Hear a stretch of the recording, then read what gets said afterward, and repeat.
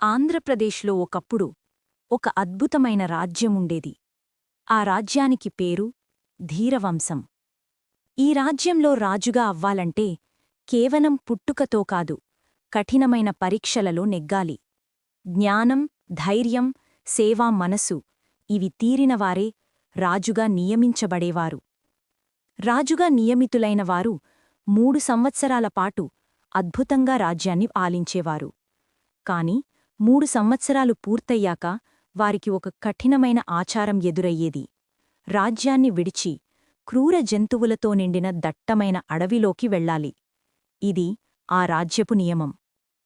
ఎవరైనా రాజు ఆ రోజు దగ్గరపడినప్పుడు భయంతో కుంగిపోతాడు. 3 సంవత్సరాల పాలన తర్వాత చివరికి ఆ అడవిలోకి వెళ్ళిపోతాడు. తరువాత మరొక రాజు వస్తాడు. అదే కథ మళ్ళీ మళ్ళీ కొనసాగుతుంది.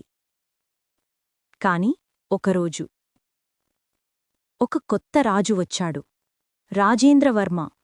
అతను కూడా మిగతా రాజుల్లాగే అద్భుతమైన పరిపాలన ప్రారంభించాడు. 2 సంవత్సరాలు గడిచాయి. ప్రజలు సంతోషంగా ఉన్నారు. అయితే ఆ రాజు అడవికి వెళ్లే సమయం దగ్గరపడుతున్నా అతను ఎప్పటిలాగే సంతోషంగా ఉండటం ప్రజలను ఆశ్చర్యానికి గురిచేసింది.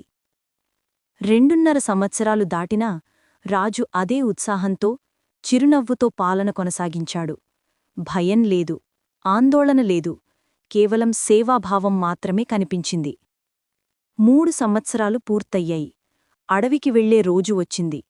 రాజేంద్రవర్మ చిరునవ్వుతో ప్రజలకు చేతులు ఊపుతూ అడవిలోకి అడుగుపెట్టాడు. ప్రజలు ఆశ్చర్యపోయారు. ఇంత ధైర్యంగా, ఇంత ఆనందంగా ఎలా వెళ్తున్నాడు? కొంతమంది ప్రజలు రాజును వెంబడించారు. అడవిలోకి వెళ్లి చూసి వారు ఆశ్చర్యంతో నిలిచిపోయారు. అక్కడ ఒక అద్భుతమైన రాజభవనం నిర్మించబడి ఉంది. భద్రతా గోడలు, సేవకులు, వ్యవస్థ అన్నీ సిద్ధంగా ఉన్నాయి. అప్పుడు వారికి అర్థమైంది.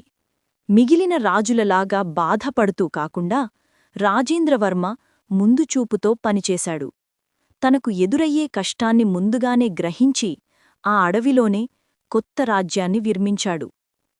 రాజేంద్రవర్మ మనకు ఒక గొప్ప పాఠం నేర్పాడు. కష్టం వచ్చాక కాదు, కష్టం రాకముందే సిద్ధం కావాలి. అతనిలాగే మనము ముందుచూపుతో ఆలోచిస్తే ఎటువంటి పరిస్థితినైనా ధైర్యంగా ఎదుర్కోవచ్చు. ఇదే విజయానికి మొదటి మెట్టు. ఇప్పుడు కాలం మారిపోయింది. అడవులు లేకపోయినా ఆర్థిక కష్టాలు, అవకాశాల కొరత అనే